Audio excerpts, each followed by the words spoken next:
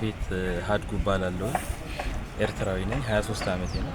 በጎፋ መብራት ኃይል ስፖርት አሶሲዬሽን ውስጥ አሰልጣኝ ነኝ። ከዚህ በፊት እኛ ሰፈር ውስጥ የነበሩ በጣም ብዙ ችግሮች ነበሩ። ከነዛ ችግሮች መካከል አንደኛው ሜዳ የማገድና ለሜዳ የተለያዩ ክፍያ የመጠየቅ አንድ ችግር ነው። እንደተለያየን ተነጣጥለን ነበረ በየግላችን የምናሰራው። አሁን ደግሞ ጂአርኤስ እኛ ሰፈር ውስጥ ከመጣ በኋላ የሁለታችንም ስፖርት ማህበራት የኤርትራ ስፖርት አሶሲዬሽን እና ኢትዮጵያ ስፖርት አሶሲዬሽን በጋራ በሚሰጠን የእርቀ ሰላም ኮርሶች አማካኝነት ሜዳ ውስጥ ችግሮቻችን በጋራ እየፈታን እኛ አሰልጣኞች የነበረብን ከዚህ በፊት በጣም ችግሮች እንደነበሩብን አሁን ደግሞ በጋራ እየሰራን እያሰለጠን እንገኛለን።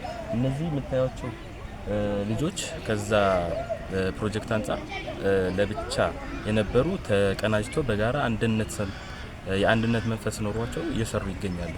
ለምሳሌ እዚህ ህጻናት ውስጥ በምታዩቸው ብዙ ስደተኛ አሉ፣ ኤርትራውያን አሉ፣ ሶማሌ አሉ፣ ኢትዮጵያውያን አሉ።